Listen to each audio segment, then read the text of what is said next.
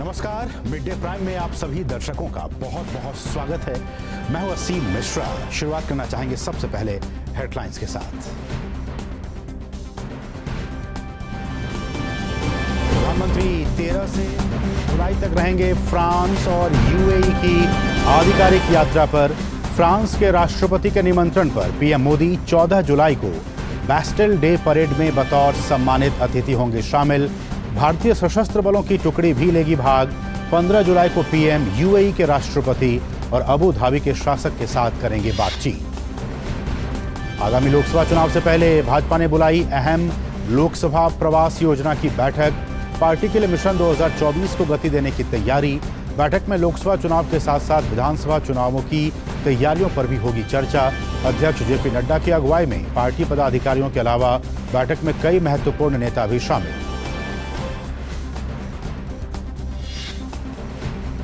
पश्चिम बंगाल पंचायत चुनाव में हिंसा प्रभावित इलाकों का दौरा करने के लिए रविशंकर प्रसाद की अगुवाई में भाजपा की 4 सदस्यीय टीम कोलकाता पहुंची।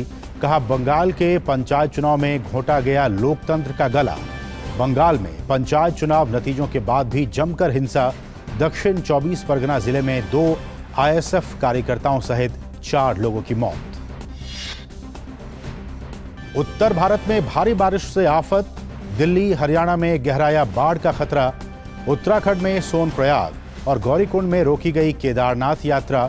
भारी बारिश की आशंका के बीच उत्तर प्रदेश अलर्ट। असम में भी लगातार बारिश के कारण बाढ़ की स्थिति और गंभीर होने के आसार।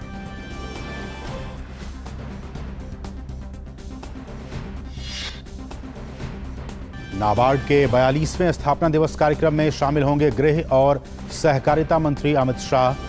क्लाइमेट फाइनेंस और री इमेजिनिंग कोऑपरेटिव्स पर होगी परिचर्चा। विदेश मंत्री डॉक्टर एस जयशंकर आज इंडोनेशिया और थाईलैंड के 7 दिवसीय दौरे पर होंगे रवाना। आसियान और विदेश मंत्रियों के सम्मेलन में होंगे शामिल। सीरिया दौरे पर रहेंगे विदेश राज्य मंत्री वी मुरलीधरन। भारत वेस्टइंडीज के बीच 2 टेस्ट मैचों की सीरीज का पहला टेस्ट मैच आज से डोमिनिका में।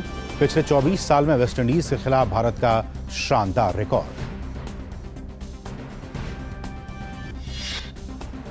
और विंबलडन में क्वार्टर फाइनल का दौर जारी। भारत के रोहन बोपन्ना अपने ऑस्ट्रेलियाई जोड़ीदार मैथ्यू एबडेन के साथ खेलेंगे मैच। अलकराज, मेदवेदेव समेत सबलिंका और एलिना रेबाकिना भी उतरेंगी कोर्ट पर। सबसे पहले बड़ी खबरें।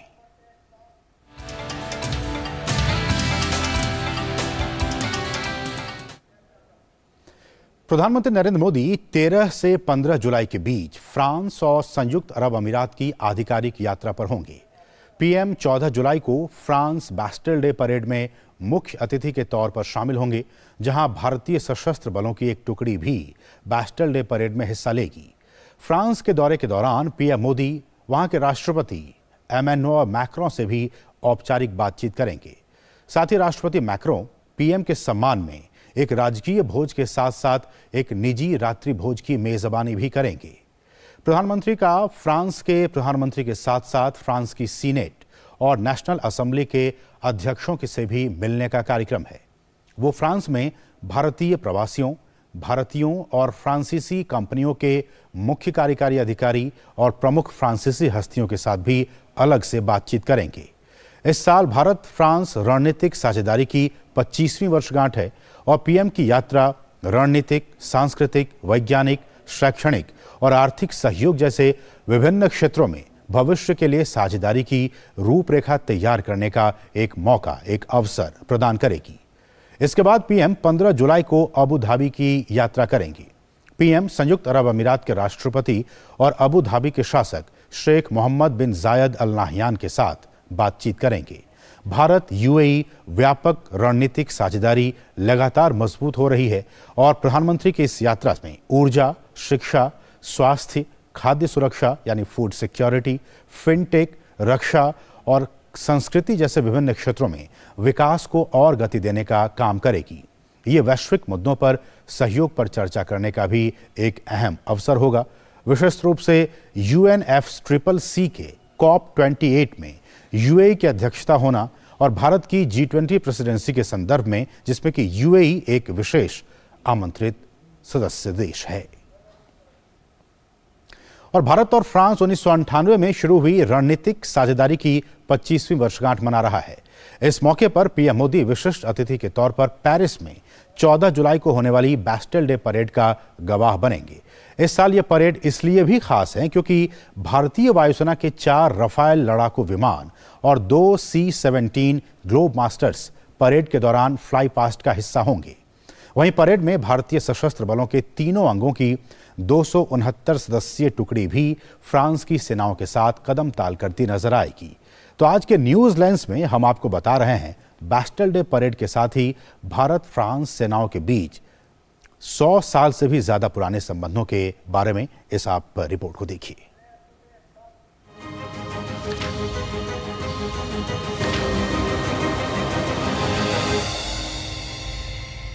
दुनिया की सबसे पुरानी सैन्य परेड में से एक बैस्टिल डे परेड के लिए फ्रांस की राजधानी पेरिस तैयार है।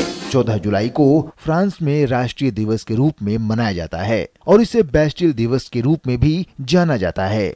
ये दिन 14 जुलाई 1789 को सैन्य किले और जेल के रूप में मशहूर बैस्टिल के पतन का प्रतीक है, क्योंकि इसी दिन क्रांतिकारियों की गुस्साई भीड़ ने बैस्टिल पर धावा बोल दिया था। गोलीबारी के बाद भीड़ बैस्टिल में घुस गई और वहां बंद मुट्ठी भर कैदियों को छुड़ा लिया था। ये फ्रांस की क्रांति के दौरान हुई महत्वपूर्ण घटना थी, जिसे राजशाही शासन के अंत के तौर पर देखा गया। इस घटना के करीब 90 साल बाद एक फ्रांसीसी राजनेता बेंजामिन रास्पेल ने 1880 में 14 जुलाई को गणतंत्र का राष्ट्रीय अवकाश घोषित किए जाने से संबंधित प्रस्ताव रखा और संसद ने 6 जुलाई 1880 को कानून पारित कर दिया, जिसके बाद हर साल 14 जुलाई को फ्रांस के राष्ट्रीय दिवस के रूप में मनाया जाने लगा। साथ ही साल 1880 से हर साल 14 जुलाई को बैस्टिल डे परेड का भी आयोजन किया जाता है। हालांकि कोरोना महामारी की वजह से द्वितीय विश्व युद्ध के बाद पहली बार 2020 में परेड और भव्य समारोह का आयोजन नहीं हो सका था। इस साल का बैस्टिल डे परेड भारत के लिए कई मायनों में खास है।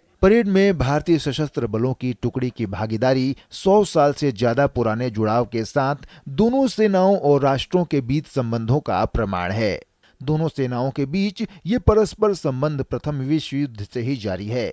वेलिंकर, शिवदेव सिंह, H.C. दीवान और जंबो मजूमदार जैसे कई भारतीयों ने 2 विश्व युद्धों के दौरान फ्रांस के आसमान पर भी जंग लड़ी है। एक्स डेजर्ट नाइट, गरुड़ और ओरियन जैसे उड़ान अभ्यासों के दौरान दोनों वायुसेनाओं के बीच पेशेवर संबंध मजबूत हुए हैं। भारतीय वायुसेना का राफेल विमान FASF के साथ उड़ान भर रहा है, जो दशकों से चली आ रही इस रणनीतिक दोस्ती को दिखाता है। दोनों देशों के बीच समुद्री क्षेत्र में भी गहरे संबंध बने हैं। दोनों देशों की नौसेनाओं के बीच द्विपक्षीय अभ्यास वरुण नौसैन्य शक्ति के सभी क्षेत्रों को शामिल करते हुए भारत फ्रांस रणनीतिक संबंधों के विस्तार को दर्शाता है। Bureau report, DD news.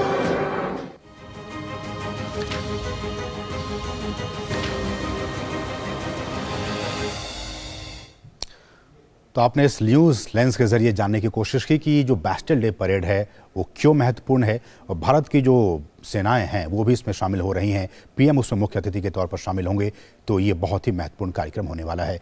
और इस सब के बीच पीएम मोदी 14 जुलाई को पेरिस में बैस्टिल डे परेड में बतौर सम्मानित अतिथि शामिल होंगे। भारतीय वायुसेना के विमानों सहित भारत की तीनों सेनाओं की एक टुकड़ी बैस्टिल डे परेड में हिस्सा लेगी। परेड में हिस्सा लेने वाली सभी टुकड़ियों के इस समय पेरिस में फुल ड्रेस रिहर्सल चल रही है।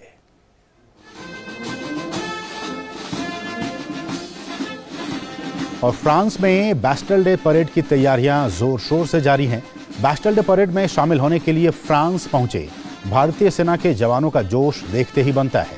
परेड में अपना सबसे बेहतरीन प्रदर्शन करने के लिए तीनों सेनाओं की टुकड़ियों के जवान जमकर अभ्यास कर रहे हैं। इस मौके पर हमारी सहयोगी मेघना देव ने कंटिंजेंट लीडर्स से खास बातचीत की। परेड में जो शार्ल्स एलीज पर जो कंटिजेंट्स, भारत के जो वायुसेना, नौसेना और भारतीय सेना की जो कंटिजेंट्स मार्च करेंगे, उनके लीडर्स हमारे साथ मौजूद हैं और उनसे बात करेंगे और जानेंगे कितने लोग हैं, किस तरह से तैयारियां चल रही हैं। सर बताइए कि किस किस्म की तैयारियां हैं और कितने दिनों से आप तैयारी कर रहे हैं और कितने लोग हैं पूरे कंटिजेंट में हमारे पास टोटल यहाँ पे 70 इंडिविजुअल्स हैं, जिसमें 3 जेसीओज और एक ऑफिसर जो कि कंटिजेंट कमांडर होगा वो है। तैयारी हमने इसकी जून के महीने से शुरू कर दी थी और अभी आप यहाँ पे देख ही सकते हैं किस तरीके से हमारा रिहर्सल भी चल रहा है। तो आई एम श्योर हम जो परफॉर्मेंस देंगे शॉन्जलीजे पे, it will be great spectacled for everyone. हमारे साथ नौसेना के भी जो कंटिजेंट को लीड कर रहे हैं वो हमारे साथ जुड़े हैं। सर बताइए कितना जोश है और खास तौर पर ड्रिल का जो तरीका है वो काफी अलग नजर आ रहा है, जो फ्रेंच ट्रूप्स जो ड्रिल कर रहे हैं उसके साथ। जी आपने एकदम सही बात बोला, जोश की तो बिल्कुल भी कमी नहीं है। इनफैक्ट हमारे सारे लोगों को कितनी बार फ्रांसीसी लोगों ने अप्रोच किया और वो एक ऑलमोस्ट बिविल्डर्ड है कि हम हाथ इतना ज्यादा कैसे स्विंग कर सकते हैं, बिकॉज इनकी ड्रिल थोड़ी सी अलग टाइप की होती है। तो हर बार जितनी बार भी हम प्रैक्टिस करते हैं, कम से कम 1 या 2 इंसान तो आके फ्रांस के पूछते हैं कि हमें समझ में नहीं आ रहा है कि आप अपना हाथ इतना तेज स्विंग कैसे कर सकते हैं, लेकिन हमारे लिए एकदम नेचुरल है बिकॉज ये ड्रिल हमारे लिए नॉर्मल है। स्क्वाड्रन लीडर सिंधु रेड्डी हमारे साथ मौजूद हैं, अकॉम्प्लिश्ड हेलीकॉप्टर पायलट हैं। बट कितना अहम देखती हैं ये जो परेड है उसमें जो हिस्सा ले रही है भारतीय वायुसेना की कंटिजेंट, क्योंकि वायुसेना का भी बहुत अच्छा कोऑपरेशन रहा है इंडिया और फ्रांस का जो वायुसेना है उनके। हाँ, हमारा वायुसेना का फ्रांस कंट्री से बहुत ज्यादा पहले से टाइज हो रखे हैं। They keep doing lot of missions. This is the first time after again 2009 के बाद ये दूसरी बार है जब हम फ्रांस की धरती पे अपनी मार्चिंग कर रहे हैं। It is a matter of great pride and honour, no doubt. And जो जैसे हमारे रिपब्लिक डे पे हम मार्च करते हैं उससे ज्यादा, बल्कि इंथुजियाज्म उससे ज्यादा जोश से यहाँ पे हम 3 दिन से प्रैक्टिस कर रहे हैं और फाइनली बैस्टिल डे पे मार्च करने के लिए रेडी है। बिल्कुल, तो एक तरीके से जब शार्ल्स एलीज़ी पर जो परेड होगी और जो भारतीय वायुसेना, नौसेना और भारतीय सेना का जो कंटिजेंट्स रहेंगे, जो मार्च करेंगे, बेहद गर्व का अनुभव होगा जब वहां पर परेड होगी। और बैस्टिल डे सेलिब्रेशंस के दौरान जब ये परेड जो है, जो कंटिजेंट्स हैं, ये शार्ल्स एलीज़ी पर मार्च करेंगे। कैमरा पर्सन कुमार दत्ता के साथ मैं मेघना देव, डीडी न्यूज, फ्रांस। और इस सबके बीच प्रधानमंत्री फ्रांस के राष्ट्रपति एमेनुअल मैक्रों के साथ द्विपक्षीय वार्ता भी करेंगे। हमारे सहयोगी अमृतपाल सिंह ने फ्रांस में भारतीय राजदूत जावेद अशरफ से खास बातचीत की। Prime Minister Narendra Modi will be arriving here in Paris on Thursday. He will be the chief guest or the guest of honor at the Bastille Day on the 14th of this month. To talk about that visit, I have with me Ambassador of India to France and Monaco, Javed Ashraf. Is this visit high on symbolism or substance, or both? This is a very historic visit in many respects, and it's high both on symbolism and substance. This is a time for us to both celebrate 25 years of our strategic partnership, but also look ahead with greater ambition and aspirations to the next 25 years and beyond on this relationship, which is not just important for our two countries, but also of great global consequence. So we're looking forward to this visit. I think all of France is looking forward to this visit because first I have to say that it's significant because it isn't every year that there is a guest of honor at the Bastille Day Parade, their National Day Parade, unlike our system. It happens usually on a very significant occasion or to celebrate something that is important for France.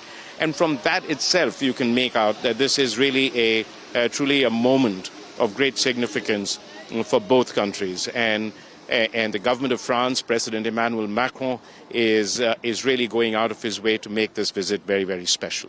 Also, Ambassador, this time around, the Indian Tri-Services contingent is marching on Champs-Élysées, and the French aircraft Rafale, which the Indian Air Force acquired and is in service in the Indian Air Force, will be participating in the fly past.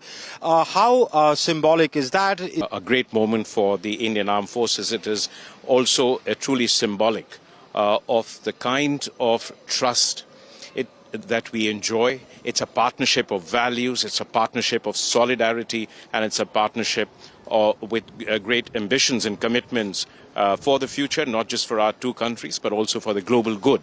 That is how we see this defense partnership. It isn't just that we have 269 members of the three services, a tri-service marching contingent, including the Rajputana Rifle Band.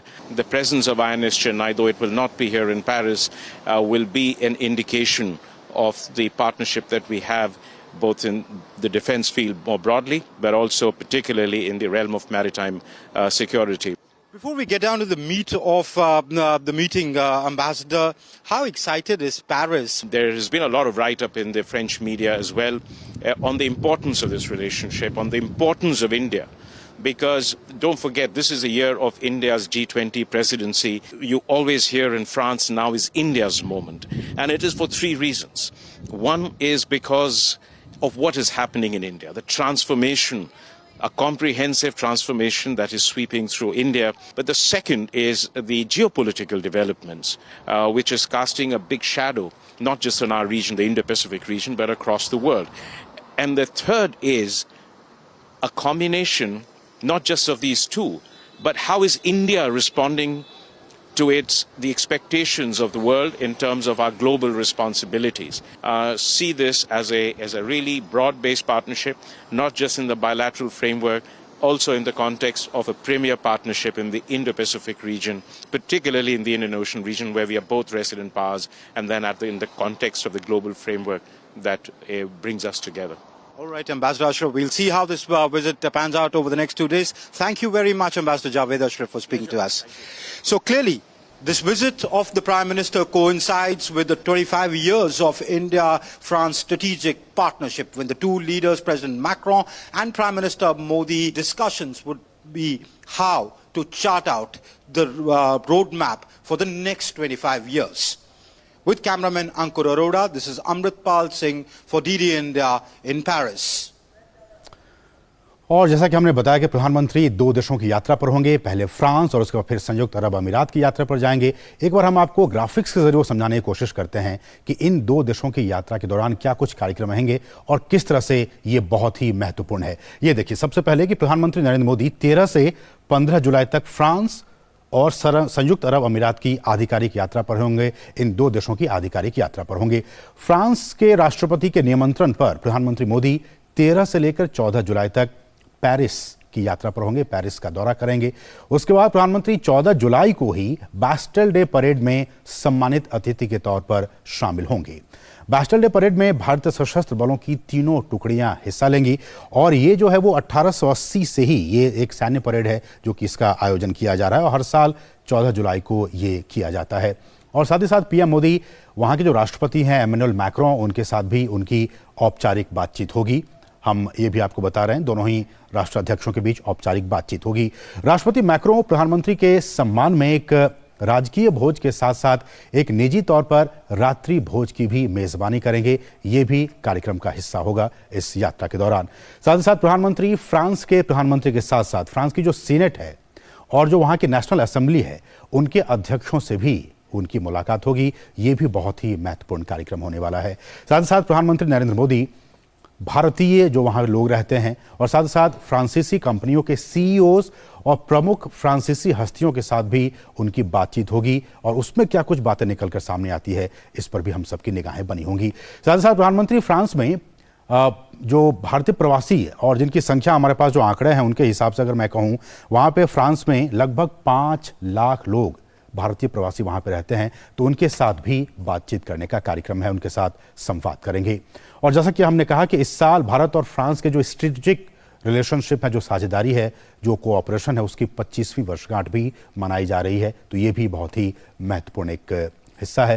प्रधानमंत्री की यात्रा जो है वो strategic लिहाज से, रणनीतिक लिहाज से, सांस्कृतिक लिहाज से, वैज्ञानिक, शैक्षणिक और आर्थिक लिहाज से बहुत ही महत्वपूर्ण है। तो आप समझ सकते हैं कि इन तमाम क्षेत्रों के लिहाज से जो भविष्य की जो साझेदारी होगी उसकी रूपरेखा कैसी होगी, ये एक तय करने का एक अवसर इस विजिट के जरिए हमें देखने और समझने को मिल सकता है। आगे बढ़ेंगे और बताएंगे आपको कि किस तरह से जो आगे के जो कार्यक्रम है वो किस तरह से होंगे। फ्रांस में प्रधानमंत्री 15 जुलाई को फ्रांस की यात्रा खत्म करने के बाद यूएई के अबू धाबी का दौरा करेंगे प्रधानमंत्री संयुक्त अरब अमीरात के जो राष्ट्रपति हैं और अबू धाबी के शासक, उनके साथ भी वहां बातचीत करने का कार्यक्रम है। तो बहुत ही महत्वपूर्ण ये दौरा होने वाला यूएई का भी। भारत यूएई व्यापक रणनीतिक साझेदारी लगातार बीते वर्षों में मजबूत होती जा रही है। रणनीतिक साझेदारी लगातार मजबूत होती जा रही है और इस यात्रा में कहा जा रहा है कि चाहे वो ऊर्जा की बात हो, शिक्षा, स्वास्थ्य, जो फूड सिक्योरिटी है, फिनटेक है, डिफेंस है, कल्चर है, इन क्षेत्रों के लिहाज से ये यात्रा बहुत ही महत्वपूर्ण होने वाली है पीएम की। और इस यात्रा के जरिए इन क्षेत्रों में संबंधों को, रिलेशनशिप को और भी आगे बढ़ाने के तरीकों की पहचान करने का भी दोनों ही देशों को एक समान अवसर मिलेगा। और पीएम की यूएई की यात्रा वैश्विक मुद्दों पर भी एक सहयोग पर चर्चा करने का अवसर प्रदान होगा। और खासकर हम आपको बताएं कि जो United nation framework convention on climate change, जिसे सामान्यतः हम UNFCCC के तौर पर जानते हैं, उसी के तहत COP28 यानी कि कोऑपरेशन ऑफ पार्टीज, जो तमाम संयुक्त राष्ट्र संघ के जो तमाम देश हैं उनकी COP कहा जाता है। और COP18 की जो है वो यूएई इसी साल अध्यक्षता करने जा रहा है COP28 की। और वो जो तारीख होने वाली है वो 30 नवंबर से 12 दिसंबर तक वो उसकी COP28 की अध्यक्षता करे, मेज़बानी करेगा। और ये भी बहुत ही महत्वपूर्ण है कि इस साल जब भारत G20 की प्रेसिडेंसी कर रहा है, यूएई को एक बहुत ही विशेष आमंत्रित सदस्य देश के तौर पर आमंत्रित किया गया है। तो ये बहुत ही महत्वपूर्ण ये जानकारियां, चाहे वो फ्रांस की बात हो या फिर यूएई की बात हो, दोनों ही आप देख सकते हैं फ्रांस के राष्ट्रपति एमानुएल मैक्रों को और उधर जो उनके शासक हैं अल नाहियान, उन दोनों ही के साथ दोनों ही देशों की यात्रा बहुत ही महत्वपूर्ण होने वाली है। किन किन लिहाज से हम आपको बताएंगे आने वाले दिनों में कि ये यात्रा किस लिहाज से, किन मायनों में बहुत ही महत्वपूर्ण है। बढ़ेंगे आगे और अब बात करेंगे ताज़ा खबर की।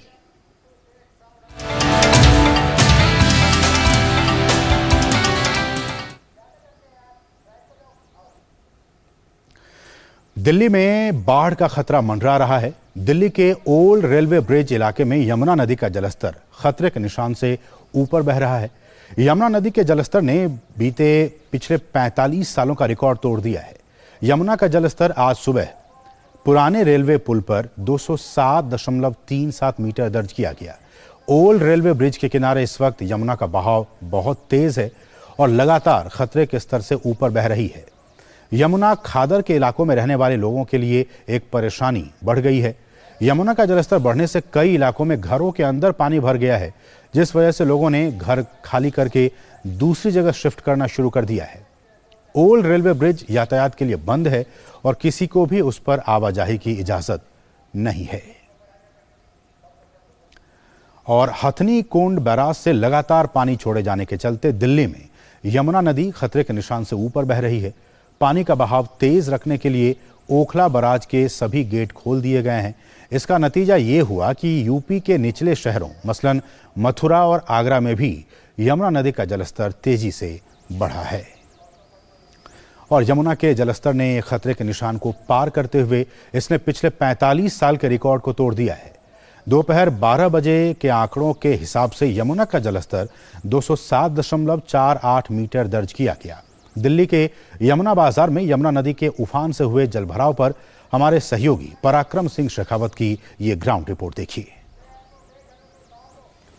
दिल्ली में आफत की बारिश जो हुई है उसके बाद का जो नज़ारा है वो सच में चौंकाने वाला है। इस वक्त मैं मौजूद हूं दिल्ली के यमुना बाजार में और जो आलम है वो आलम को यदि मैं आपको दिखाने की कोशिश करूं तो देखिए, ये कभी सड़क हुआ करती थी जो कि अब एक नदी में तब्दील हो चुकी है। जो घर है लोगों के घरों में 10-10 फीट तक पानी भराया हुआ है। ये जो नाव आप देख रहे हैं, इस नाव में पूरी एक गृहस्थी आप देख सकते हैं। वो है जब जैसे जैसे पानी का स्तर बढ़ता गया अचानक, और उस स्थिति में घर के लोग जो कुछ समेट पाए वो लेकर के आए हैं। लेकिन अभी भी ज्यादा जो सामान है, बहुत सारा गृहस्थी का सामान है, वो लोगों का घरों में ही पड़ा हुआ है जो कि वो नहीं लेकर के आ पाए हैं। आपको कैमरे के जरिए थोड़ा सा नजारा हम दिखाना चाहेंगे। देखिए, ये जो यमुना बाजार की गलियां हैं, ये जो तमाम सारे रहवासी इलाके, तमाम सारे घर हैं, उधर एक मंदिर भी नजर आ रहा है, वो मंदिर भी डूब चुका है पूरी तरीके से। और इस तरफ यदि आप देखेंगे, ये तमाम सारे राहत शिविर हैं जो कि स्थानीय रहवासियों की सुरक्षा के लिए उनके लिए इंतजाम किए गए हैं। वो जैसे तैसे अपना जो कुछ सामान वो ले जा पाए हैं वो वहां पर ले जा पाए हैं और वो अभी इस वक्त इन राहत शिविरों में अपने परिवार के साथ रह रहे हैं।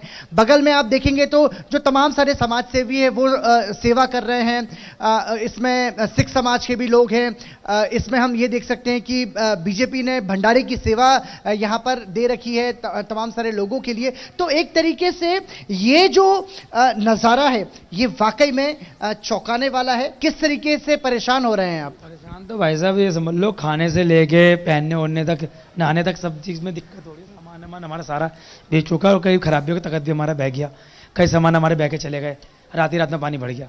मगर दिल्ली सरकार की तरफ से अभी तक वैसे कोई जो सुविधा चाहिए होती है वो कुछ भी नहीं मिली है। लोग किस तरीके से सामान ले जाने की कोशिश कर रहे हैं और जो भी उनकी गृहस्थी का सामान है वो लाने की कोशिश कर रहे हैं लोग।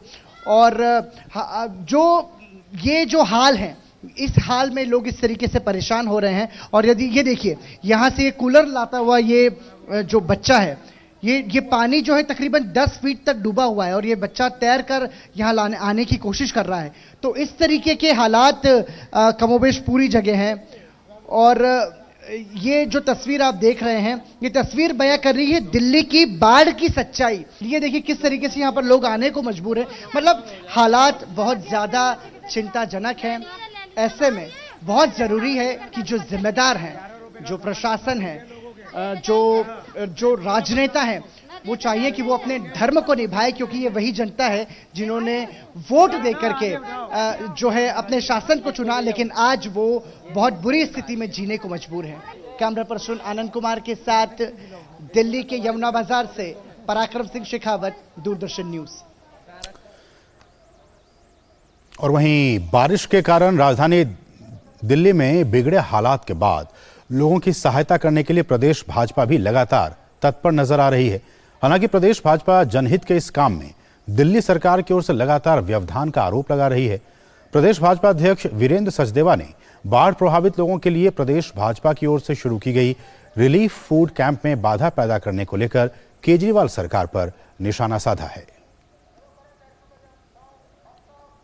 पार्टी दिल्ली प्रदेश ने बाढ़ से प्रभावित लोगों के लिए 8 जगह किचन सेटअप किया और कल से हमारे कार्यकर्ता सभी बाढ़ से प्रभावित लोगों को खाना खिला रहे हैं। लेकिन शर्म की बात यह है कि दिल्ली प्रशासन के अधिकारी आज सुबह वहां जाकर उनको धमकाते हैं, हमारे कार्यकर्ताओं को डराते हैं और कहते हैं कि आप अपने झंडे बैनर हटा लीजिए और यहां से किचन हटा लीजिए, क्योंकि आपकी मंत्री ने दौरा करना है। ये बहुत ही घटिया और शर्मनाक हरकत है अरविंद केजरीवाल, और ये सब आपके इशारे पर हो रहा है। लेकिन हमारे कार्यकर्ता डटे रहेंगे और हर व्यक्ति को, हर पीड़ित को खाना खिलाते रहेंगे। कोई बच्चा भूखा ना सोए, ये हम सुनिश्चित करेंगे। आपकी असफलता का खामियाजा वहां की जनता नहीं भुगतेगी और जितनी हरकत आप कर सकते हैं आप कर लीजिए, लेकिन भारतीय जनता पार्टी आपको मुंहतोड़ जवाब देगी। और अब खबर पश्चिम बंगाल से है। पश्चिम बंगाल पंचायत चुनाव में हिंसा प्रभावित इलाकों का दौरा करने के लिए रविशंकर प्रसाद की अगुवाई में 4 सदस्यीय टीम कोलकाता पहुंच चुकी है। टीम पश्चिम बंगाल चुनाव में हिंसा प्रभावित इलाकों का दौरा और पीड़ितों से मुलाकात करेगी। पूर्व केंद्रीय मंत्री और बीजेपी सांसद रविशंकर प्रसाद ने कोलकाता एयरपोर्ट पर पत्रकारों को बताया कि बंगाल में हुए पंचायत चुनाव में डेमोक्रेसी, लोकतंत्र का गला घोंटा गया है। हमारे राष्ट्रीय अध्यक्ष जगत प्रकाश नड्डा जी ने मेरी अगुवाई में 4 एमपीज की एक टीम बनाई है। सत्यपाल सिंह जी हैं, लोकसभा के सम्मानित सदस्य हैं, मुंबई पुलिस के पुलिस कमिश्नर भी रहे हैं। रेखा वर्मा जी हमारी राष्ट्रीय उपाध्यक्ष हैं, वो भी मेंबर ऑफ पार्लियामेंट हैं। ब्रिजलाल जी हैं, वो राज्यसभा के एमपी हैं, वो यूपी के फॉर्मर डीजीपी रहे हैं। और डॉक्टर राजदीप रॉय, ये भी लोकसभा के एमपी हैं आसाम से।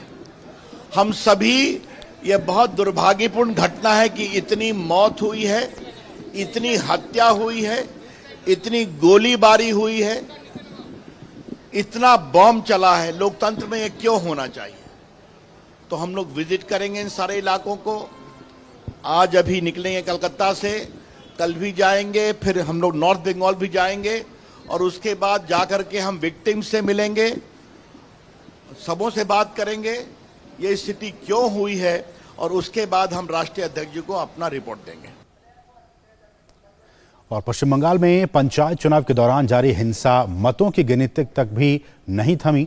पश्चिम बंगाल में ग्रामीण चुनावों के वोटों की गिनती के दौरान दक्षिण 24 परगना जिले में एक केंद्र के बाहर हिंसक झड़प हो गई। हिंसा में गोली लगने से आईएसएफ के 2 कार्यकर्ताओं सहित 3 लोगों की मौत की खबर है। तृणमूल और आईएसएफ के बीच हुए संघर्ष के दौरान गोली लगने से अतिरिक्त पुलिस अधीक्षक गंभीर रूप से घायल हो गए। जानकारी के मुताबिक घटना देर रात की है, जब आईएसएफ के सदस्यों ने कथित तौर पर भांगड़ में मतगणना केंद्र के बाहर बम फेंके और पुलिस को लाठीचार्ज करना पड़ा। आईएसएफ ने इस हिंसा के लिए तृणमूल कांग्रेस को जिम्मेदार ठहराया है। हालांकि तृणमूल ने आरोपों को खारिज किया है। घटना से इलाके में भारी तनाव है। मौके पर देर रात से ही भारी पुलिस बल तैनात हैं। राज्य चुनाव आयोग द्वारा ग्रामीण चुनावों की घोषणा के बाद से ही भांगड़ में तनाव बना हुआ है। हमारे सहयोगी प्रोसेनजीत बख्शी इस वक्त ताज़ा अपडेट के साथ कोलकाता से जुड़ चुके हैं। प्रोसेनजीत, आपका स्वागत है। और जैसा कि हमने देखा कि जो कोर कमेटी है भाजपा की, जो वहां पे फैक्ट फाइंडिंग के लिए गई है कि किस तरह की चीज़ें वहां पे हो रही हैं, वो वहां पे पहुंच गई हैं। लेकिन जिस तरह से डेमोक्रेसी का भाजपा कह रही है कि वहां पे लोकतंत्र का गला घोंटा गया है, मतगणना से पहले, मतगणना के दौरान, उसके बाद भी लगातार बमबाजी की खबरें आ रही हैं। किस तरह से वहां पे आज हालात हैं? देखिए, पहले तो ये बता दूं कि शुभेंदु अधिकारी ने अदालत पहुंचे हैं, साथ में काफी सारे वीडियोस लेके, और उनके जो लॉयर है उन्होंने वीडियो दिखाकर अदालत की जो अदालत के सामने रखे हैं कि अगर जो जीते हुए ऑपोजिशन की पंचायत मेंबर है अलग अलग स्तर की, इनको ठीक तरह से रहना है तो अदालत को किसी ना किसी तरह से पूरे मामले में अपना दखलंदाजी करना जरूरी है। ये विनती रखा गया है, अभी अदालत तय करेंगे। पहली बात तो ये। दूसरी बात यह है कि बीजेपी की तरफ से हालात इतना बिगड़ गया है, पूरे देश को मालूम है कि 2021 की विधानसभा चुनाव के बाद भी जो हालत बिगड़ गया था, और एक डेमोक्रेटिक इंडिया में उतने सारे पोस्ट पोल वायलेंस हम लोगों को देखने को नहीं मिला, उसी तरह से इस पंचायत चुनाव के बाद भी पोस्ट पोल वायलेंस के लिए बीजेपी को एक इमरजेंसी नंबर भी जारी करना पड़ा कि उसी जगह पे कोई अगर इस तरह से पोस्ट पोल वायलेंस की शिकार हो जाए तो उनको इस नंबर पे फोन करने के लिए बताया गया है। और उन बीजेपी की जो लॉयर्स टीम है वो भी अपना नंबर जारी किया है कि अगर कोई कानूनी सहायता चाहिए तो इस नंबर पे फोन करे। तो हालत ऐसा बिगड़ता हुआ हमको देखने को मिल रहा है आसिफ। लेकिन प्रोसेनजीत, जैसा कि हमने देखा कि चाहे वो लोकसभा की बात हो, बंगाल में विधानसभा चुनाव की बात हो, पंचायत चुनाव की बात हो, तमाम स्तर पर जब भी चुनाव होते हैं, रक्त रंजित चरित्र भाजपा को जो वहाँ बंगाल की जो राजनीति है उसमें हमें दिखाई देने को मिलता है। ऐसे में क्या जिम्मेदारी जो लेनी चाहिए तृणमूल कांग्रेस को, उनकी नेता को, ममता बनर्जी को, क्या वहाँ प्रशासन, वहाँ के नेता क्या इसके लिए जिम्मेदार नहीं है? हाँ, देखिए, जिम्मेदार तो है ही। आज से नहीं, 2003 वाम मोर्चे सरकार, उसके पहले 1998 में वाम मोर्चे सरकार, इस तरह की रक्त रंजित पंचायत चुनाव हम लोगों को देखने को मिलता है। उस वक्त वाम मोर्चे अपने सारे के सारे जिम्मेदारी से इनकार कर दिए। अभी उन्हीं से शिक्षा लेकर ममता बनर्जी और तृणमूल कांग्रेस 2011 से, मतलब 2013 की पंचायत, 2018 की पंचायत, अभी 2023 की पंचायत, इसमें उन्हीं का दिखाया हुआ रास्ते पे पूरे प्रदेश में जिस तरह के हिंसा की वातावरण इन्होंने चुनाव घोषणा के समय से ही तैयार करके रखा था, पूरी की पूरी जिम्मेदारी तृणमूल कांग्रेस की, पूरी की पूरी जिम्मेदारी पुलिस प्रशासन की, और पूरी की पूरी जिम्मेदारी स्टेट इलेक्शन कमीशन की। लेकिन किसी ने किसी तरह की जिम्मेदारी लेने से मना कर दिया है। और जो अभी मैं बता रहा था, जो ऐसे लोग भी हैं काफी सारे, मतलब वो सिर्फ बीजेपी का नहीं है, वो सीपीएम का भी है, सब पार्टी का है, लेकिन बीजेपी का खासकर से ज्यादा है, जो अपने गांव से भागकर सेफ हाउस में जगह लिया। चुनाव मतदान, ये नॉमिनेशन देने के बाद हम लोगों ने ऐसा देखा था, फिर उन्होंने गांव वापस गया, फिर कल रात से वापस सेफ हाउस में आ गए। कुछ लोग असम चले गए, जिनका पूरी तरह से ख्याल रख रहा है वहां की सरकार। तो ऐसा स्थिति है ऐसे। बिल्कुल, तो ये स्थिति है बंगाल की। बहुत बहुत शुक्रिया प्रोसेनजीत इन तमाम ताज़ा अपडेट्स को हम तक पहुंचाने के लिए। और इसलिए भी आपको याद होगा, हम अपने दर्शकों को बताना चाहते हैं कि सुप्रीम कोर्ट ने भी पंचायत चुनाव के दौरान एक बहुत ही महत्वपूर्ण टिप्पणी की थी वहाँ की सरकार को लेकर। उन्होंने ये कहा था कि पंचायत चुनाव कराना जो हिंसा है, जो वायलेंस है, उसका लाइसेंस आपको नहीं मिल जाता है। और वही चीज़ देखने को मिली, इतने लोग वहाँ पे मारे गए, बमबाजी हुई, लोगों के खून निकले। ये पंचायत चुनाव की हकीकत है और ये बंगाल की तस्वीरें हैं। बढ़ेंगे आगे। भाजपा अध्यक्ष जेपी नड्डा की अध्यक्षता में आज पार्टी की लोकसभा प्रवास योजना की बहुत ही महत्वपूर्ण बैठक हो रही है। ये बैठक पार्टी के केंद्रीय मुख्यालय में हो रही है। बैठक में पार्टी के पदाधिकारियों के अलावा कई महत्वपूर्ण नेता इसमें भाग ले रहे हैं। इस बैठक में आगामी लोकसभा चुनाव के साथ साथ राज्यों में होने वाले विधानसभा चुनावों के संबंध में भी चर्चा संभावित है। बैठक में इस बात पर जोर रहेगा कि अलग अलग राज्यों में बीजेपी नेता किस रणनीति के तहत पार्टी का जनाधार मजबूत बनाएंगे। भाजपा ने पिछले साल लोकसभा प्रवास योजना का रोड मैप सामने रखा था, जिसमें उन लोकसभा सीटों पर विशेष रूप से ध्यान केंद्रित करने की रणनीति बनाई गई थी जहां भाजपा 2019 के आम चुनाव में उप विजेता या फिर तीसरे स्थान पर रही थी या फिर बहुत ही कम अंतर से चुनाव जीती थी। और हमारे साथ हमारे सहयोगी शैलेंद्र मिश्रा इस अपडेट पर लगातार नजर बनाए हुए हैं। शैलेंद्र, आपका स्वागत है मिड डे प्राइम में। और जैसा कि हमने कहा कि ये बहुत ही महत्वपूर्ण एक प्रवास योजना को लेकर जो बैठकें हो रही हैं, आज जो बैठक हो रही है वो बहुत ही महत्वपूर्ण है। और जैसा कि हमने कहा कि उन सीटों पर बीजेपी मंथन कर रही है या करेगी जहां वो सेकंड पायदान पर रही या फिर बहुत ही कम अंतर से जीत पाई। क्या कुछ इसका मकसद? ये देखिए, बीजेपी इस बात पर बहुत फोकस कर रही है कि जिन सीटों को 2019 में जीतने में सफलता नहीं मिली थी या फिर बहुत कम अंतर से भारतीय जनता पार्टी के उम्मीदवार हार गए थे चुनाव, वहां पर संगठन की मजबूती पर बहुत ध्यान दिया जाए। और ऐसे तकरीबन 150 जो लोकसभा सीटें हैं उनको चिन्हित भी पहले किया गया था। और लोकसभा प्रवास योजना में ऐसी सीटों पर ज़्यादा फोकस रहने वाला है। इसके साथ ही साथ बाकी जगह जो लोकसभा की सीटें हैं वहाँ पर भी नेताओं के प्रवास की योजना बनाई गई है। हमने देखा कि जो महासंपर्क अभियान जो 1 महीने चला पूरे जून में, उसमें भी ये देखने को मिला कि केंद्रीय मंत्रियों के प्रवास की योजना बनाई गई, प्रबुद्ध जनों से मुलाकात की योजना बनाई गई। अब पार्टी उससे आगे जाकर ये सुनिश्चित करेगी कि बड़े नेता लोकसभा क्षेत्रों में जाकर प्रवास करें, वहाँ के जिला स्तर के बूथ स्तर के कार्यकर्ताओं से मिलें, उनसे संवाद करें और कुछ दिन बिताएं उस लोकसभा क्षेत्र में और क्या कसर रह गई थी पिछले लोकसभा चुनाव में उस सीट पर, उस बारे में फीडबैक लें। तो उसके लेकर एक विस्तृत बैठक हो रही है जिसमें हम राज्य भर से देख रहे हैं कि तमाम नेता शामिल हो रहे हैं। बीजेपी के राष्ट्रीय अध्यक्ष जेपी नड्डा की अध्यक्षता में विनोद तावड़े जो महासचिव हैं, हरीश द्विवेदी बीजेपी के राष्ट्रीय सचिव हैं और तमाम प्रमुख पदाधिकारी इस बैठक में हिस्सा ले रहे हैं। सुनील बंसल जो बीजेपी के महासचिव हैं। तो इस तरह से हम देख रहे हैं कि तमाम नेता हैं जिनको राज्यों का प्रभार मुख्य तौर पर दिया गया है। सुनील बंसल को हम जानते हैं कि संगठन की जिम्मेदारी है तेलंगाना और तमाम उन राज्यों की जहां पर बीजेपी ये मानती है कि वो सत्ता में आ सकती है विधानसभा चुनाव के बाद।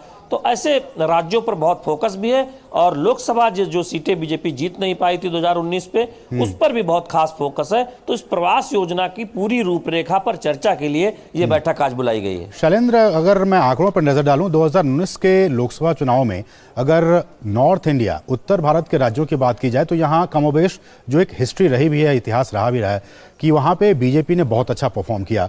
लेकिन दक्षिण भारत के राज्यों में जिस बात को लेकर चर्चा हो भी रही है, वहाँ पे बीजेपी चाह रही है कि अपने जनाधार को, हालांकि वहाँ भी कुछ राज्यों में बहुत अच्छा जनाधार है, लेकिन उसको सीटों में कन्वर्ट करने के लिए भी इस वक्त बीजेपी चाह रही हो कि लोकसभा चुनाव जब होने वाले हैं अगले साल और उससे पहले कुछ राज्यों में विधानसभा के चुनाव भी हैं, वहाँ भी अपनी स्थिति को कैसे मजबूत किया जाए। ये देखिए, 3 अलग अलग समीक्षा बैठक हुई है। पूर्वी राज्यों की गुवाहाटी में बैठक हुई थी और अभी हाल ही में हैदराबाद में बैठक संपन्न हुई तमाम दक्षिणी राज्यों की। उसमें किस तरह से दक्षिण के राज्यों में भारतीय जनता पार्टी का प्रदर्शन बेहतर करना है, जहां पर विधानसभा चुनाव होने या फिर लोकसभा चुनाव में लोकसभा की सीटों की संख्या राज्यवार बढ़ानी है, उस पर बहुत व्यापक चर्चा हुई है। और हमने देखा कि तमाम संगठन के नेता उस बैठक में मौजूद थे और उसकी एक फीडबैक रिपोर्ट भी बनाई गई है। दूसरी बात यह है कि लोकसभा प्रवास योजना जो है उसमें फोकस उन सीटों पर है जो बीजेपी जीत नहीं पाई थी, चाहे वो उत्तर भारत की सीटें हों या दक्षिण भारत की सीटें हों। उत्तर प्रदेश जैसे राज्य जहां पर बीजेपी ने बहुत शानदार प्रदर्शन किया था, लेकिन वहां पर जिन सीटों पर बीजेपी को लोकसभा में सफलता चुनाव में नहीं मिली थी, ऐसी सीटों पर फोकस है। तो फोकस उस लिहाज से आप देखें कि ऐसी सारी सीटों पर है जहां पर बीजेपी को लगता है कि ज़्यादा मेहनत की ज़रूरत है और वो सीट बीजेपी के खाते में आ सकती है जहां 2019 में कोई कसर रह गई थी। लेकिन ये बीजेपी को बखूबी पता है असीम कि जो दक्षिण के राज्य है जहां पर 2019 में उत्तर भारत के मुकाबले उतनी सफलता नहीं मिली थी, वहां पर पोटेंशियल बहुत है भारतीय जनता पार्टी के लिए अपनी सीटों की संख्या बढ़ाने को लेकर, चाहे वो तेलंगाना हो या फिर अन्य राज्य हो। तो वहां पर हम देख रहे हैं कि राज्य सरकार के नीतियों के खिलाफ प्रदर्शन देखने को मिलता है। पार्टी आंदोलन करती है, जनता को जोड़ने के लिए तमाम कार्यक्रमों का आयोजन करती है, संगठन को मजबूत किया जाता है। हाल ही में प्रदेश अध्यक्ष में बदलाव जो हुआ है कुछ प्रमुख राज्यों में, उसमें हम देखते हैं कि तेलंगाना में जी किशन रेड्डी को जिम्मेदारी दी गई है, जो अनुभवी नेता हैं, केंद्रीय मंत्री हैं, लंबा अनुभव रहा है संगठन का और सबको साथ लेकर चलने का। तो इस तरह के बदलाव भी हमने देखा है कि प्रदेश स्तर पर किए गए हैं चुनावों के मद्देनजर। तो बहुत ही महत्वपूर्ण ये जो आज की बैठक है लोकसभा प्रवास योजना को लेकर, और बहुत ही इसके जो नतीजे हैं, जो इसमें बातें होंगी, वो भी महत्वपूर्ण बातें हो सकती है। बहुत बहुत शुक्रिया शैलेंद्र इन तमाम ताज़ा अपडेट्स को हम तक पहुंचाने के लिए। बढ़ेंगे आगे और यहाँ रुकेंगे एक छोटे से ब्रेक के लिए। आप देखते रहिए डीडी न्यूज़। भैया जी सारी तैयारी कर ली अपने गोपाल की शादी की, आप चिंता ही मत कीजिए, लच्छू सब संभाल रहा है। अच्छा भैया जी, जैसे आप बताए थे सेम टू सेम जूते आ गए हैं, शेरवानी फिट करा लिया है और टोपी एकदम लल्लन टॉप। भैया जी यहाँ का भी अपॉइंटमेंट ले लिया है हमारे लिए। हमने कहा था ना भैया जी, लच्छू सब संभाल रहा है, एकदम हीरो बना के ले जाएंगे अपने भाई को। वहाँ बात की परिवार नियोजन। भैया जी ऐसी बातों में मर्दों का क्या काम। वाह, अपने परिवार की प्लानिंग में तेरा कोई काम नहीं। जब बहू आएगी तुझे पूछेगी बुड़बक कि परिवार नियोजन का कौन सा तरीका अपनाना है तो क्या कहेगा? लच्छू संभाल रहा है। क्या बोल रहे हैं भैया जी? फोन लगा और सिर्फ ब्याह नहीं, ब्याह के बाद की समझदारी की तैयारी करो, समझे? भैया जी शर्माता है, बकलोल है। सेहत और सोच दोनों से तैयार होकर परिवार बढ़ा रहा है इंडिया, अपना भविष्य पक्का बना रहा है इंडिया। फोन करें और परिवार नियोजन से जुड़ी सब जानकारी पाएं। जोड़ी जिम्मेदार जो प्लान करे परिवार।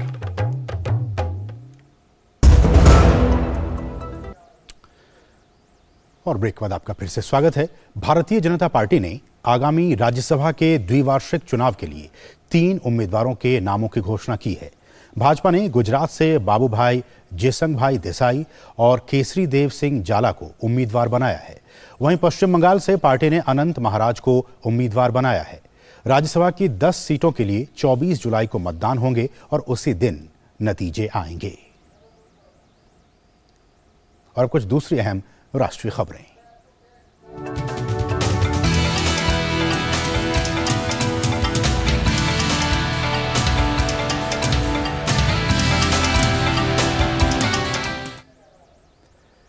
केंद्रीय लोक निर्माण विभाग के 169वें स्थापना दिवस के मौके पर नई दिल्ली के विज्ञान भवन में कार्यक्रम का आयोजन किया गया।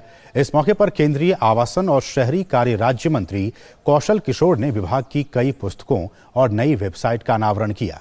उत्कृष्ट कार्य के लिए कर्मचारियों को महानिदेशक मेडल पुरस्कार प्रदान किए गए, जिसमें नई संसद के निर्माण में शामिल पूरी टीम को बेस्ट कंप्लीटेड प्रोजेक्ट पुरस्कार से सम्मानित किया गया। इस मौके पर केंद्रीय आवासन और शहरी कार्य राज्य मंत्री कौशल किशोर ने कहा कि सीपीडब्ल्यूडी ने नए भारत के निर्माण में बेहतरीन योगदान दिया है और अपनी एक ग्लोबल छवि बनाई है। उन्होंने विभाग के और अधिक रफ्तार से कार्य के निष्पादन पर जोर दिया। थोड़ा गति बढ़ाएंगे, समयबद्ध तरीके से जो पूरा करेंगे। जैसे कि पार्लियामेंट को भी आपने लगभग समयबद्ध तरीके से पूरा कर दिया और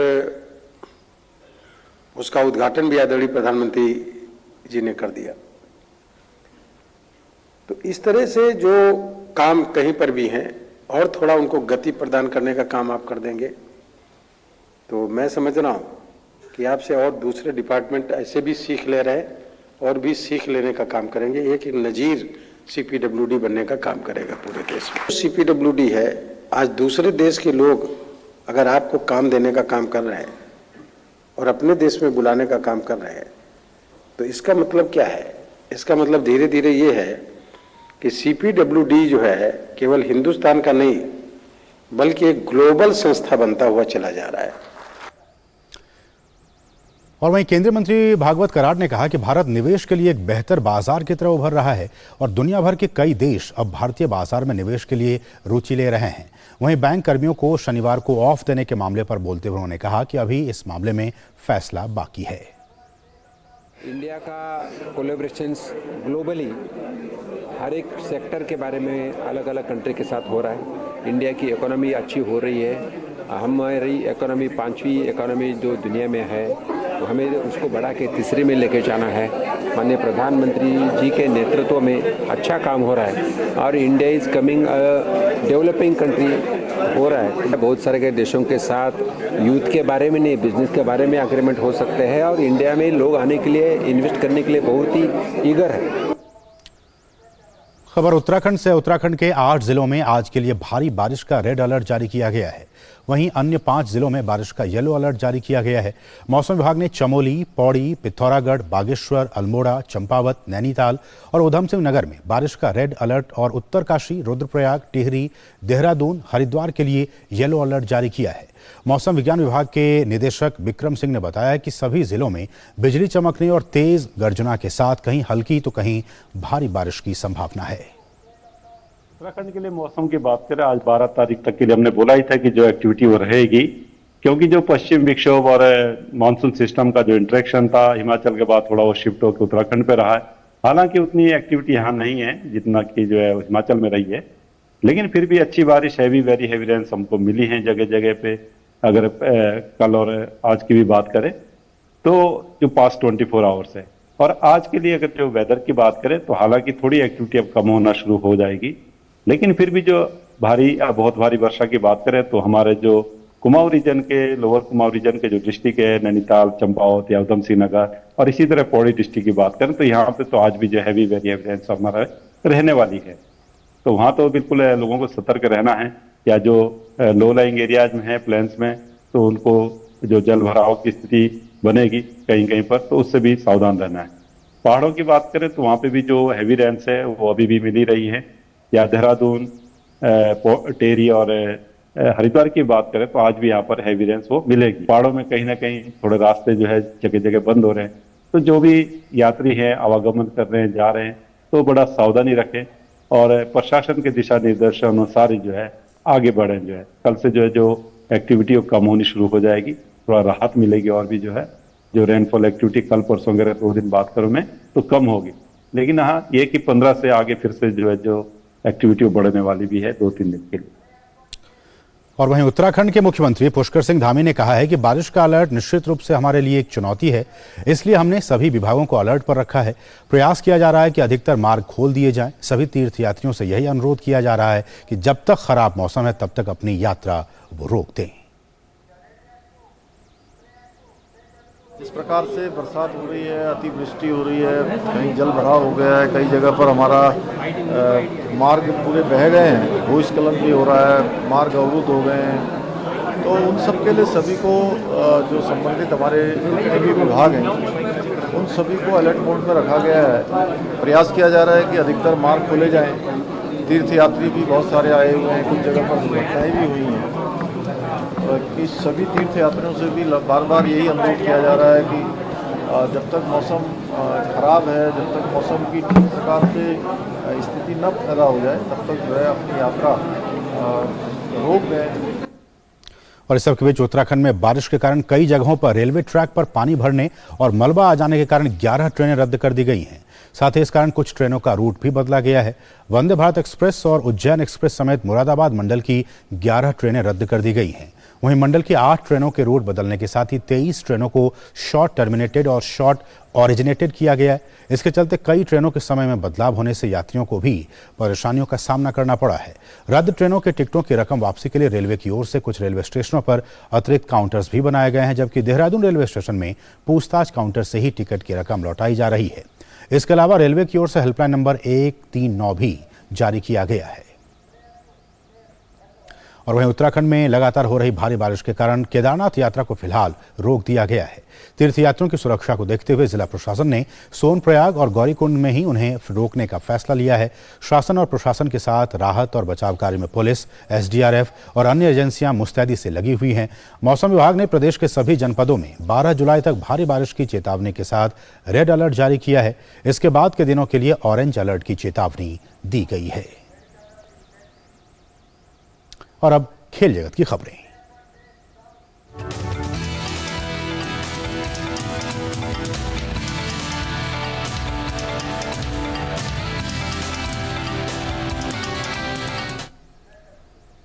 और हमारे खेल सहयोगी मुकेश शुक्ला स्टूडियो में मौजूद हैं। मुकेश, नमस्कार। बहुत बहुत शुक्रिया आसिम। और खेल जगत से जुड़ी खबरों पर नजर डालेंगे तो आज एक बड़ा मुकाबला शुरू होगा, जहां पर टेस्ट सीरीज शुरू होगी। वेस्टइंडीज दौरे पर गई टीम इंडिया को 2 टेस्ट, 3 वनडे और 5 T20 मैचों की सीरीज खेलनी है। वेस्टइंडीज दौरे की शुरुआत आज से होने वाली है और दोनों टीमों के बीच टेस्ट सीरीज का पहला मुकाबला डोमिनिका में खेला जाएगा। भारतीय टीम ने कैरेबियाई धरती पर पिछले 4 टेस्ट में सीरीज में जीत हासिल की है।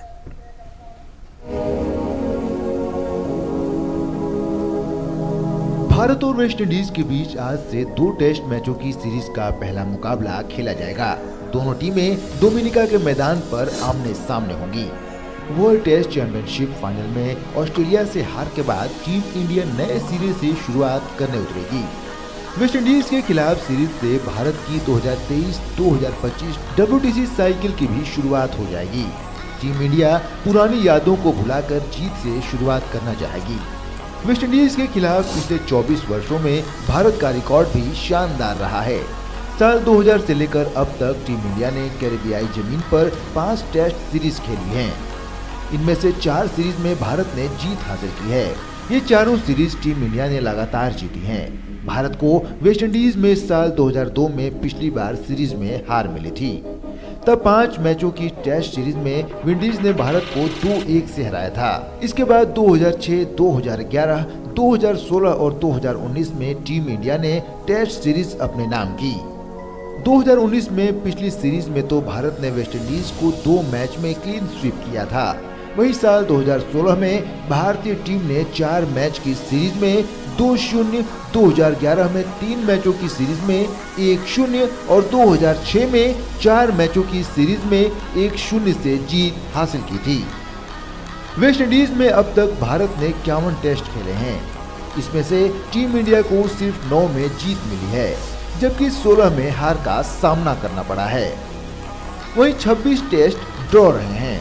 डोमिनिका में भारत और विंडीज के बीच सिर्फ 1 टेस्ट खेला गया है, जो कि ड्रॉ पर समाप्त हुआ था। ये मुकाबला साल 2011 में खेला गया था। दोनों टीमों के बीच टेस्ट में ओवरऑल रिकॉर्ड की बात करें तो अब तक कुल 98 मुकाबले खेले गए हैं, जिसमें से भारत ने 22 और वेस्टइंडीज ने 30 टेस्ट मैच जीते हैं, जबकि 46 टेस्ट ड्रॉ रहे हैं। साल 2004 से लेकर अब तक वेस्टइंडीज में बाकी टीमों के रिकॉर्ड की बात करें तो जीत प्रतिशत के हिसाब से ऑस्ट्रेलिया व दक्षिण अफ्रीका के बाद भारत यहां तीसरी सबसे सफल टीम रही है। इस दौरान टीम इंडिया ने कैरेबियाई जमीन पर 13 टेस्ट खेले हैं और कोई भी मैच नहीं गंवाया है। भारत ने इसमें से 6 जीते हैं और 7 टेस्ट ड्रॉ रहे हैं। भारतीय टीम का जीत प्रतिशत 46.10 रहा है। Sports desk, DT news.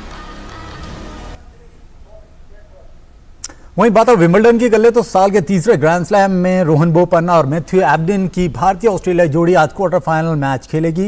वहीं प्रतियोगिता के पुरुष एकल में डैनियल मेदवेदेव, कार्लोस अल्क्राज, होल्गर रूने, जबकि महिला एकल में आर्विना सवालेंका और एलिना रेबाकीना अपने अपने क्वार्टर फाइनल मुकाबले खेलने उतरेंगे। विंबलडन 2023 में क्वार्टर फाइनल मुकाबले जारी हैं। भारत के रोहन बोपन्ना और उनके ऑस्ट्रेलियाई जोड़ीदार मैथ्यू एब्डेन आज विंबलडन के पुरुष युगल के क्वार्टर फाइनल मैच में कोर्ट पर उतरेंगे। अंतिम 8 में रोहन और एब्डेन की जोड़ी का सामना नीदरलैंड्स के ट्रेन ग्रिस्पोर और बार्ट स्टीवंस की जोड़ी से होगा। इससे पहले भारतीय ऑस्ट्रेलियाई जोड़ी ने प्रतियोगिता के प्री क्वार्टर फाइनल में नीदरलैंड्स के डेविड पेल और अमेरिका के रीस टाल्डर की जोड़ी को हराकर क्वार्टर फाइनल में प्रवेश किया था। विंबलडन के पुरुष एकल वर्ग में आज रूस के Daniil Medvedev quarter final match में कोर्ट पर उतरेंगे। अंतिम 8 में मेदवेदेव की भिड़ंत क्रिस्टोफर यूबैंक से होगी। प्रतियोगिता के प्री क्वार्टर फाइनल मुकाबले में मेदवेदेव ने चेक खिलाड़ी जिरी लेहेका को हराकर क्वार्टर फाइनल में प्रवेश किया था। दरअसल चोट के चलते जिरी लेहेका को मैच बीच में छोड़ना पड़ा और उस समय मेदवेदेव 2 सेट जीतकर बढ़त बनाए हुए थे। वहीं प्रतियोगिता के एक अन्य क्वार्टर फाइनल मुकाबले में दुनिया के नंबर 1 पुरुष टेनिस खिलाड़ी Carlos Alcaraz quarter final match खेलेंगे। प्रतियोगिता के अंतिम 8 में स्पेनिश युवा टेनिस स्टार अल्कराज का सामना डेनमार्क के 20 वर्षीय टेनिस खिलाड़ी होल्गर रूने के साथ होगा। इससे पहले खेले गए प्री क्वार्टर फाइनल मुकाबले में अल्कराज ने इटली के मटेओ बेरेटिनी को 3-6, 6-3, 6-3, 6-3 से हराकर क्वार्टर फाइनल में प्रवेश किया था। विंबलडन में महिला एकल में आज दुनिया के दूसरे नंबर की महिला टेनिस खिलाड़ी अरीना साबालेंका सेमीफाइनल में अपनी जगह बनाने के इरादे से कोर्ट पर उतरेंगी। क्वार्टर फाइनल में साबालेंका का सामना अमेरिकी टेनिस खिलाड़ी मेडिसन कीस से होगा। प्री क्वार्टर फाइनल मुकाबले में 25 वर्षीय साबालेंका ने रूस की एलेक्जेंड्रोव को 6-4, 6-0 से हराकर अंतिम 8 में प्रवेश किया था। विंबलडन महिला एकल के एक अन्य क्वार्टर फाइनल मुकाबले में कजाकिस्तान की एलिना रेबाकिना अपना क्वार्टर फाइनल मैच खेलेंगी। अंतिम 8 में तीसरी वरीयता प्राप्त रेबाकिना की भिड़ंत ट्यूनीशिया की 6ठी वरीय खिलाड़ी ओंस जेब्यूर से होगी। Sports desk, DD news. अब रुक करेंगे कोलकाता का, जहां भाजपा के वरिष्ठ नेता रविशंकर प्रसाद इस वक्त के प्रेस कॉन्फ्रेंस को संबोधित कर रहे हैं। आइए सीधे रुक करते हैं। भाजपा के राष्ट्रीय अध्यक्ष आदरणीय जगत प्रकाश नड्डा जी ने जो बंगाल के ग्राम पंचायत के चुनाव में जो हिंसा हुई है, जो हत्या हुई है, लूट हुई है बैलेट पेपर्स की, बैलेट बॉक्सेस की, जो लोकतंत्र के साथ इतना बड़ा पाप हुआ है, सिन विद डेमोक्रेसी, इसकी जांच के लिए 5 हमारे सम्मानीय एमपीज के साथ मेरे कन्वीनरशिप में बंगाल भेजा है। मेरे दाएं तरफ सत्यपाल जी हैं। सत्यपाल जी यूपी में बागपत से 2nd टर्म एमपी हैं, फॉर्मर यूनियन मिनिस्टर हैं। Shri Satyapal ji is a former police commissioner of Mumbai also.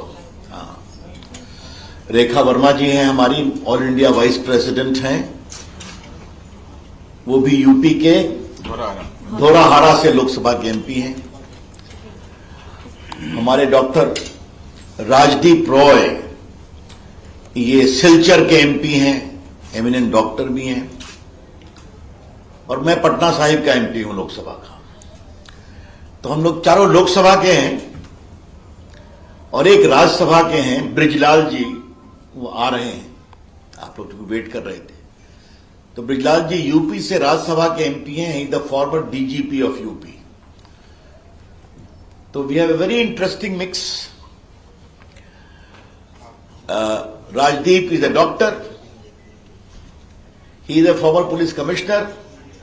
Rekha ji is a senior leader. Brijlal ji is a former DGP. And yours truly is a senior advocate Supreme Court of India and former Law Minister of India. So this is the interesting combination which I thought I must convey. मित्रों, आपके सवाल लूं इसके पहले मुझे कुछ आपसे बातें कहनी है और आपके माध्यम से ममता जी को सुनानी है। ममता जी, क्या हो गया आपको? Today I would like to gently remind Mamata ji about her own evolution in the polity of Bengal, in the politics of India. आप तो फाइटर थी ना, लेफ्ट के खिलाफ आपने फाइट किया था ना, आप यहां सीएम बनी। हम लोग को भी खुशी हुई कि जो 27 साल का था ना लेफ्ट का राज, 34 years of left misrule, arrogance, despotic, ugly, cruel, उसको आप हरा के आई। ये क्या हो गया ममता जी कि आप तो उससे भी आगे बढ़ गई? ममता जी, why you have your politics has become uglier than the politics of left? Brijlal जी आई बैठिए। Mamta ji, I repeat, why your politics has become uglier than the politics of left? Why your politics have become more full of atrocity, which was not even evident during the left rule? ये क्या कर दिया आपने? इसका जवाब तो ममता जी आपको देना पड़ेगा।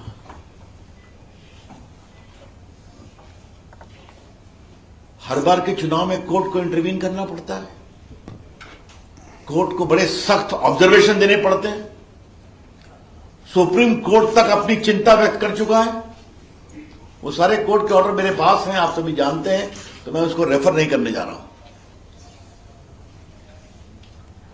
क्या मैं ये सवाल नहीं पूछ सकता हूं कितने बीजेपी के जीते अभी तक मेंबर? 10,000। ये जो 10,000 जीत पाए वो भी इसलिए कि कोर्ट सख्त था। अगर कोर्ट की सख्ती नहीं होती तो शायद ये भी नहीं होता। मैं अभी हम लोग क्षेत्रों में जाएंगे, लेकिन जब से मैं कलकत्ता में आया हूं मैं तो परेशान हूं कि कितना कम समय नॉमिनेशन के लिए दिया गया, कैसे वीडियो अवेलेबल नहीं थे, वोटिंग के दिन क्या हुआ। मैं तो आप सभी चैनल्स का अभिनंदन करता हूं, आपने दिखाया क्या है। मैं बिहार से आता हूं, सत्यपाल जी वेस्टर्न यूपी से आते हैं। ये तो कहानी हम लोग के समय की थी, हमारे प्रदेश की, जो खत्म हो गई। वहां शांतिपूर्वक चुनाव होता है। अभी आपने देखा यूपी में बीजेपी ने स्वीप किया ना, क्या ग्राम पंचायत, क्या लोकल बॉडी, क्या नगर निगम, एक भी आपने वायलेंस सुना क्या? एक आध जगह रिपोल खाली हुआ। ये क्यों होता है बंगाल में? ये एक बहुत गंभीर सवाल है। मुझे बताया गया कल काउंटिंग में भी हत्या हुई है, काउंटिंग में भी पीटा गया है, और एक दो मुझे बताया गया कि कई बार लोग जीत गए, जीतने के बाद कहा गया कि तृणमूल में ज्वाइन करो नहीं तो तुमको सर्टिफिकेट नहीं मिलेगा। Mamata ji, you have shamed the democracy in Bengal. Mamata ji, आपने लोकतंत्र को शर्मसार किया है बंगाल में। मैं बहुत उत्सुक था। मैं ममता जी की इज्जत करता हूं as a political fighter, I must tell you very honestly. हमारा उनका जबरदस्त विरोध है, आप जानते हैं हमारा उनका विरोध बहुत है, लेकिन वो संघर्ष करके आगे आई तो मेरी बड़ी इच्छा थी कि ममता जी क्या टिप्पणी करती हैं। ममता जी तो खूब बोलती हैं, बोलने में ममता जी तो बस हर विषय पर she has readymade reply, castigating my prime minister Narendra Modi ji, castigating BJP. Mamata ji, आपको फेसबुक पर क्यों अपना कमेंट देना पड़ा? ममता जी, आप प्रेस से आंखों में आंखों मिला के बात क्यों नहीं कर पा रही हैं? Mamta ji, today I would like to ask you a straight question. Why you are not in a position to face the media and share your happiness on this victory? क्योंकि आपको अपनी खुद की शर्म आ रही है कि 45 लोगों की हत्या, इतने बैलेट बॉक्सेस की लूट, इसके बाद आप ये जीत हासिल की है। मैं भाजपा के अपने सारे कार्यकर्ताओं का मैं बहुत अभिनंदन करता हूं, हृदय से शुभकामना देता हूं। उनके जज्बे को, उनके सैक्रिफाइस का अभिनंदन करते हैं कि दे रियली फॉट, और ये 10,000 लगभग सीट हम लोग जीते members.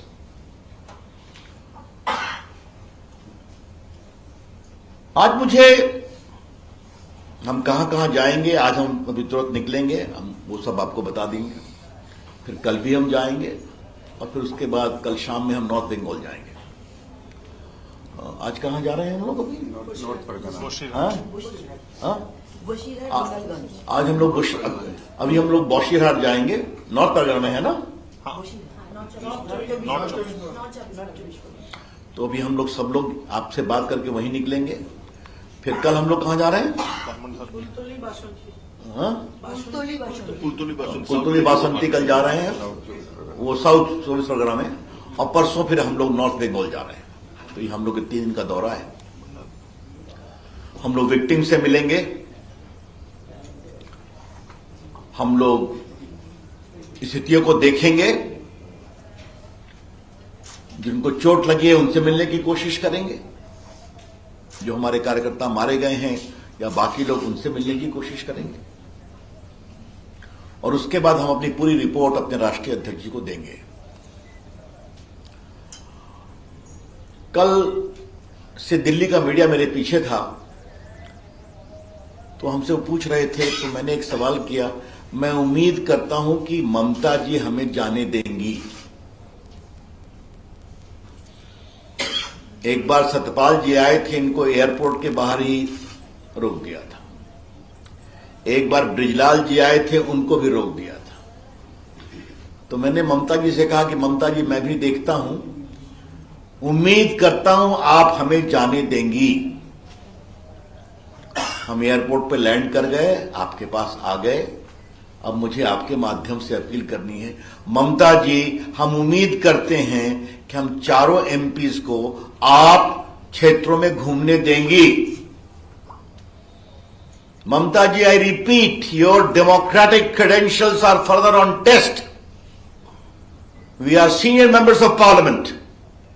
We have a right to visit these areas to see for ourselves, and we hope and expect that we will be allowed to visit. मुझे दूसरी बात कहनी है। आपके सवालों को लेने के पहले मुझे एक तीसरी बात आपसे कहनी है कि जो विपक्ष का कुनबा बन रहा था, पटना में शुरू हुआ है, अब बेंगलोर में जुटने वाला है। 24 में कोई वैकेंसी नहीं है, वो बात अलग है, लेकिन वो खामोश क्यों है? What has happened to them? याद करिए, इन लोगों ने पटना में एक्सक्यूज मी जो मीटिंग की थी, क्या कहा था कि नरेंद्र मोदी जी की सरकार अनडेमोक्रेटिक है, संविधान को बचाने के लिए सारी पार्टियों को एक साथ आना जरूरी है, और सबसे मुखर आवाज ममता जी की थी। आज मुझे सवाल करना है राहुल गांधी से, आपके भी कार्यकर्ता पीटे जा रहे हैं ना, क्यों खामोश हैं आप? कुछ नहीं बोलना?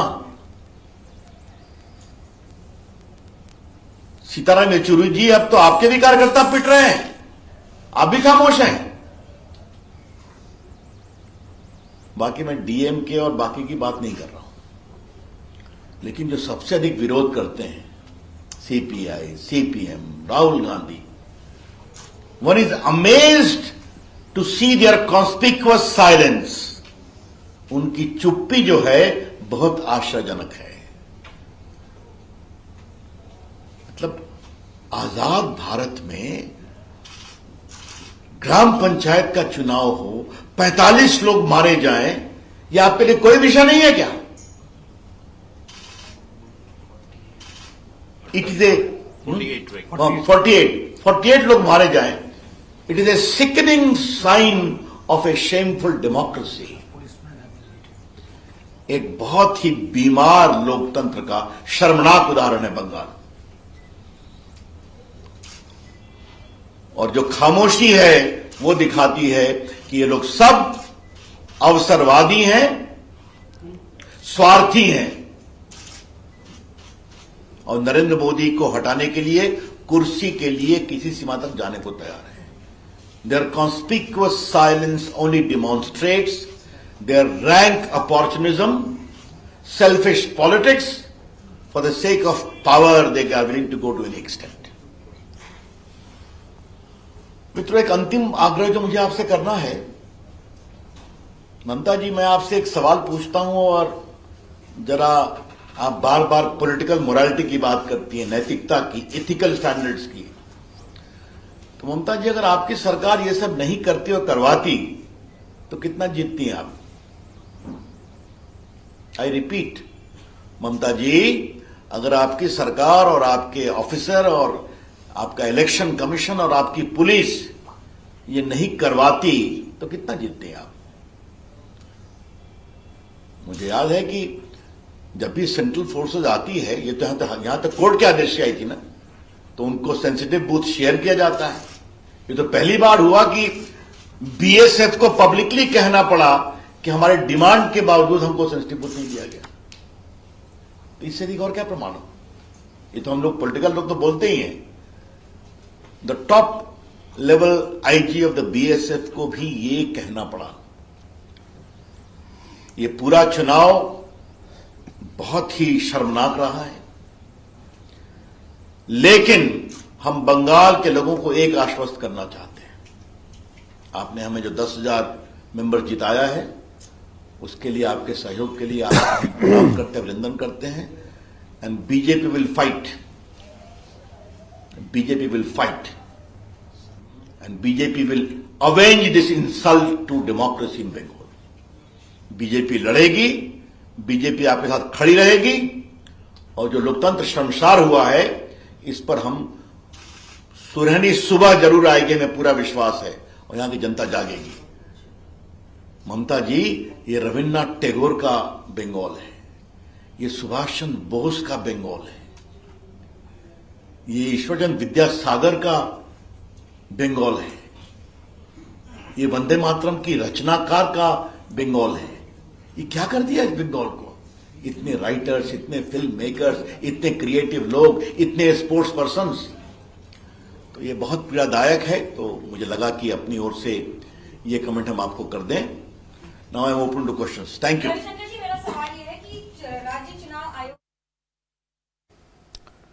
तो अभी आप ये प्रेस वार्ता सुन रहे थे बंगाल से सीधे, जहां भाजपा के वरिष्ठ नेता रविशंकर प्रसाद प्रेस को संबोधित कर रहे थे। बीजेपी की तरफ से फैक्ट फाइंडिंग टीम, उसको लीड कर रहे हैं रविशंकर प्रसाद, और वो बंगाल के दौरे पर हैं। आज, कल और परसों वो बंगाल के अलग अलग क्षेत्रों में जाएंगे और पंचायत चुनाव में जो हिंसा हुई है उसके बारे में वो जानकारी, जो फैक्ट्स है, वो इकट्ठा करेंगे। उन्होंने वहाँ की सरकार ममता बनर्जी से साफ तौर पर कहा कि आप रिजल्ट आने के बाद भी आप अपनी बात को मीडिया के सामने क्यों नहीं रख पा रही हैं, आप अपनी बात को फेसबुक के जरिए रख पा रही हैं। ये इस बात का प्रमाण है कि आप इस बात को समझ रही हैं कि वहाँ बड़े पैमाने पर जो हिंसा हुई है उसके पीछे कहीं ना कहीं टीएमसी जिम्मेदार है। उन्होंने ये भी कहा कि लोकतंत्र के साथ ये एक पाप का काम किया गया है। वहाँ पे लोकतंत्र का जो मुजाहिरा, जो उदाहरण है, वो रक्त रंजित रहा है इस बार के चुनाव में। और उन्होंने ये कहा कि भाजपा आश्वस्त है कि आने वाले दिनों में एक सुनहरा जो है वो एक सवेरा होगा, और उसके लिए हम सभी कार्यकर्ताओं को बधाई देते हैं। ये कुछ बातें रविशंकर प्रसाद, जो कि फैक्ट फाइंडिंग टीम को लीड कर रहे हैं, उन्होंने ये बातें कही। बढ़ेंगे आगे और अब बात करें कुछ खेल की खबरों की। बात करेंगे विंबलडन की। विंबलडन में क्वार्टर फाइनल मुकाबला का दौर जारी है। अंतिम 8 में महिला एकल वर्ग में बड़ा उलटफेर देखने को मिला। क्वार्टर फाइनल में दुनिया की नंबर 1 महिला खिलाड़ी और शीर्ष वरीयता प्राप्त पोलैंड की इगा श्वांतेक और अमेरिका की चौथी वरीयता प्राप्त जेसिका पेगुला हारकर प्रतियोगिता से बाहर हो गईं। वहीं पुरुष वर्ग में नोवाक जोकोविच और जेनिक सिनर सेमीफाइनल में अपनी जगह बनाने में सफल रहे। साल के तीसरे ग्रैंड स्लैम विंबलडन में क्वार्टर फाइनल मुकाबलों का दौर जारी है। प्रतियोगिता के महिला एकल वर्ग के क्वार्टर फाइनल मुकाबले में 2 बड़े उलटफेर देखने को मिले। दुनिया के नंबर 1 महिला खिलाड़ी और शीर्ष वरीयता प्राप्त पोलैंड की इगा श्वांतेक यूक्रेन की एलिना स्वेतोलिना के हाथों हारकर प्रतियोगिता से बाहर हो गयीं। स्वेतोलिना ने श्वांतेक को हराकर विंबलडन के सेमीफाइनल में दूसरी बार अपनी जगह पक्की की है। दुनिया की 76वें नंबर की खिलाड़ी एलिना ने श्वांतेक को क्वार्टर फाइनल मुकाबले में 7-5, 6-7, 6-2 के अंतर से पराजित किया। वहीं विंबलडन में ही खेले गए एक अन्य महिला एकल वर्ग में अमेरिका की चौथी वरीय जेसिका पेगुला को भी हार का सामना करना पड़ा है। पेगुला को चेक गणराज्य की मार्केटा वोंड्रोसोवा के हाथों हार झेलनी पड़ी। 2019 के फ्रेंच ओपन के फाइनल में जगह बनाने वाली मार्केटा ने पेगुला को 6-4, 2-6, 6-4 से पराजित कर पहली बार विंबलडन के सेमीफाइनल में जगह बनाने में सफल रहीं। विंबलडन टेनिस प्रतियोगिता के पुरुष एकल वर्ग में सर्बिया के दिग्गज खिलाड़ी नोवाक जोकोविच ने सेमीफाइनल में अपनी जगह पक्की कर ली है। क्वार्टर फाइनल मुकाबले में जोकोविच ने रूस के आंद्रे रुब्लेव को 4-6, 6-1, 6-4, 6-3 के अंतर से हराकर अंतिम 4 में अपनी जगह पक्की की। इटली के 21 वर्षीय टेनिस खिलाड़ी जेनिक सिनर ने विंबलडन के पुरुष एकल वर्ग के सेमीफाइनल में अपनी जगह बना ली है। क्वार्टर फाइनल मुकाबले में सिनर ने रूस के रोमन सफिउलिन को 6-4, 3-6, 6-2, 6-2 के अंतर से हराया। Sports desk, DD news. और उपभोक्ता मामलों के मंत्रालय ने टमाटर के बढ़ते खुदरा मूल्य पर अंकुश लगाने के लिए प्रमुख उपभोग केंद्रों में वितरण के लिए आंध्र प्रदेश, कर्नाटक और महाराष्ट्र से टमाटर की खरीद का निर्देश दिया है। साथ ही दिल्ली, एनसीआर सहित अन्य प्रभावित क्षेत्रों में उपभोक्ताओं को रियायती दरों पर अब टमाटर उपलब्ध हो सकेगा। राष्ट्रीय कृषि सहकारी विपणन महासंघ और राष्ट्रीय सहकारी उपभोक्ता महासंघ अब मंडियों से टमाटर की खरीद कर सकेंगे। और अब बात G20 से संबंधित बैठकों की।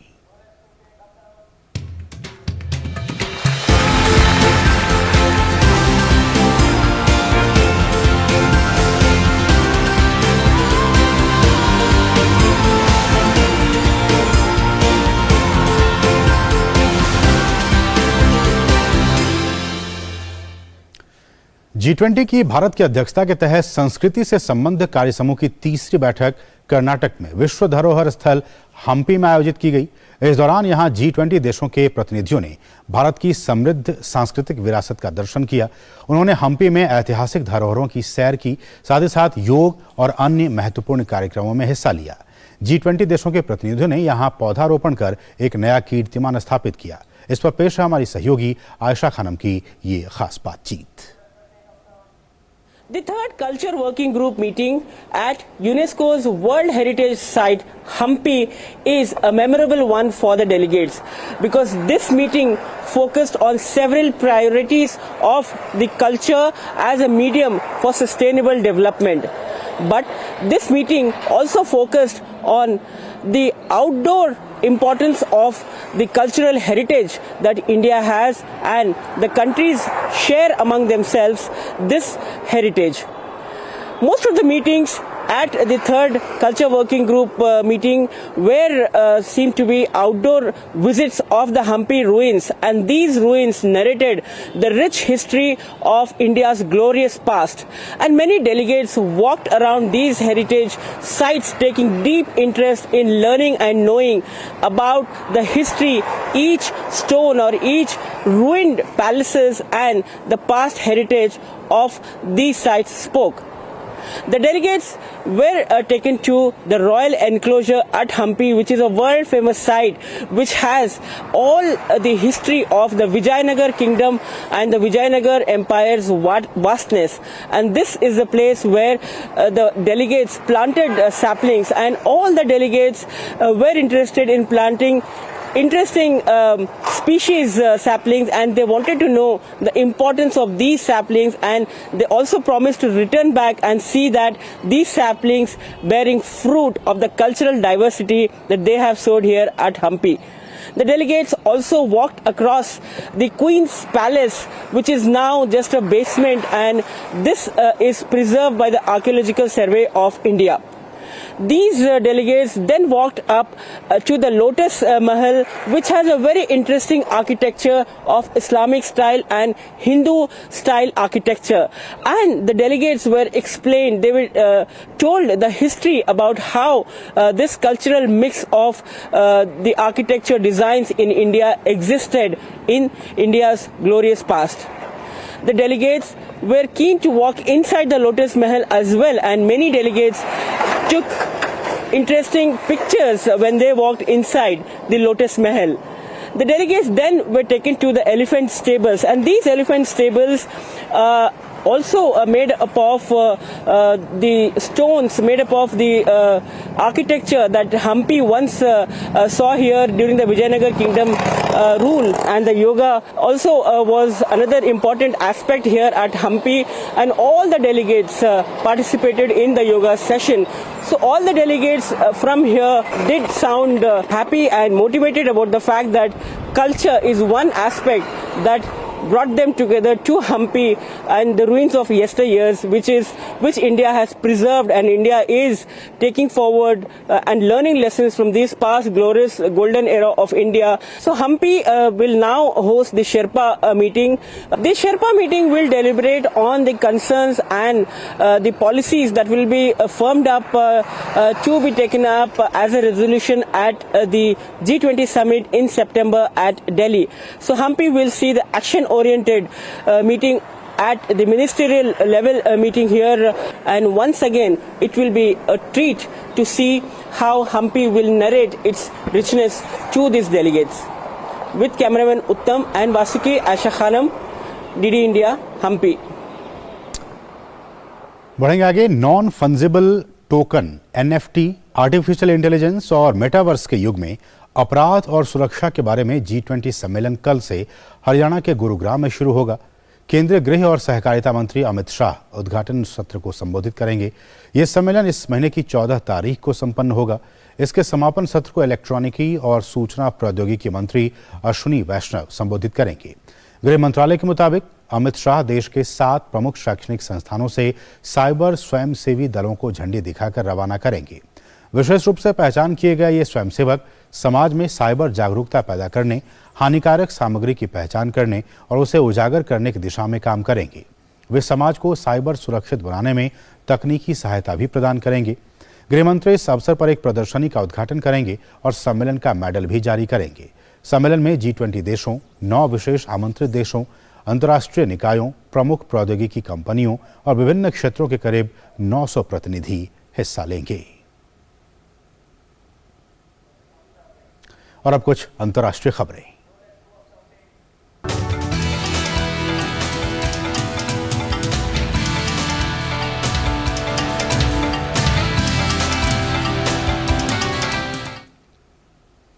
जापान के दक्षिण पश्चिम क्षेत्र के कुछ हिस्सों में अब तक की सबसे भारी बारिश हुई है।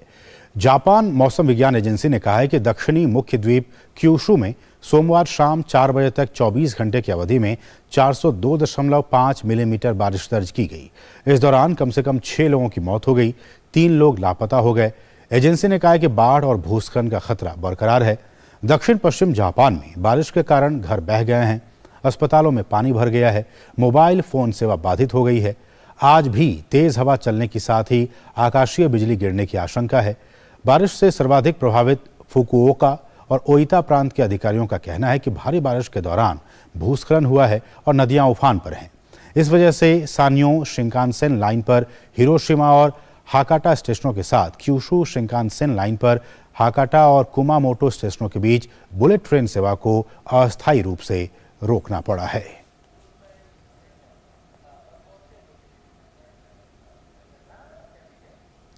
वैज्ञानिकों का कहना है कि कनाडा में क्रॉफर्ड झील एंथ्रोपोसीन की शुरुआत का प्रतीक है। कनाडाई उपनगर में एक मामूली झील जल्दी ही पृथ्वी के आधिकारिक इतिहास में एक क्रांतिकारी नए अध्याय के लिए एक प्रतीकात्मक लॉन्चिंग बिंदु बन सकती है। वैज्ञानिकों ने दुनिया भर में 1 दर्जन स्थानों पर शोध किया और टोरंटो के पास क्रॉफर्ड झील को उस स्थान के रूप में चिन्हित किया जहां क्रॉफर्ड झील के तलछट के मुख्य नमूनों में प्लूटोनियम की उपस्थिति पाई गई है।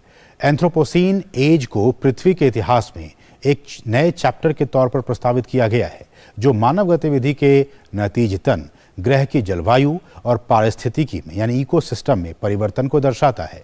लेकिन वैज्ञानिक समुदाय के भीतर इस बात पर असहमति रही है कि ये प्रस्तावित युग कब शुरू हुआ और इसे प्रदर्शित करने वाले सबूत क्या हैं। एंथ्रोपोसीन एज को अभी तक इंटरनेशनल कमीशन ऑन स्ट्रेटोग्राफी नामक वैज्ञानिक निकाय द्वारा औपचारिक तौर पर मान्यता नहीं दी गई है। अमेरिका के वर्मोंट और पूर्वोत्तर के अन्य हिस्सों में 2 दिनों में हुई भारी बारिश के कारण राज्य की राजधानी सहित कई हिस्सों में और अधिक बाढ़ आ गई, जिसके कारण बांध के ओवरफ्लो होने का खतरा है। अधिकारियों ने कहा है कि बाढ़ से पहले ही करोड़ों डॉलर का नुकसान हो चुका है और भी होने वाला है। यदि मॉन्टेपेलियर से होकर बहने वाली वेनोस्की नदी पर बने बांध पर पानी बढ़ता है तो ये शहर के उन ब्लॉकों से होकर गुजर सकता है जहां बाढ़ पहले से ही बहुत नुकसान कर चुका है। वर्मोंट के गवर्नर ने कहा है कि राजधानी जैसे कुछ स्थानों पर बाढ़ का पानी लगातार बढ़ रहा है और तूफान आइरीन के दौरान देखे गए स्तर को पार कर गया है। स्पेन में आगामी चुनाव से पहले ग्रीन पीस कार्यकर्ताओं ने जलवायु परिवर्तन पर जागरूकता बढ़ाने के लिए मैड्रिड के मध्य में एक बैनर लगाया है। स्पेन में इन दिनों स्थानीय लोग अत्यधिक तापमान से जूझ रहे हैं, जो देश भर में साल की दूसरी गर्मी की वजह से पड़ रही है। स्पेन के मौसम विभाग ने ओरेगोन, कैस्टिला ला मांचा और अंडालुसिया क्षेत्रों के लिए गर्मी के रेड अलर्ट भी की चेतावनी दी है। आज भी कई इलाकों में लू चलने की संभावना है और पारा 40 डिग्री सेल्सियस के पार जाने की आशंका है। उत्तर कोरिया ने अपने पूर्वी तट से जापान सागर की तरफ आज तड़के बैलिस्टिक मिसाइल दागे। दक्षिण कोरिया के संयुक्त सेनाध्यक्ष ने कहा है कि उत्तर कोरिया ने अपने पूर्व प्योंगयांग क्षेत्र के पूर्वी तट से एक अज्ञात बैलिस्टिक मिसाइल का प्रक्षेपण किया। इस प्रक्षेपण की खबर जापान की सेना ने भी दी है।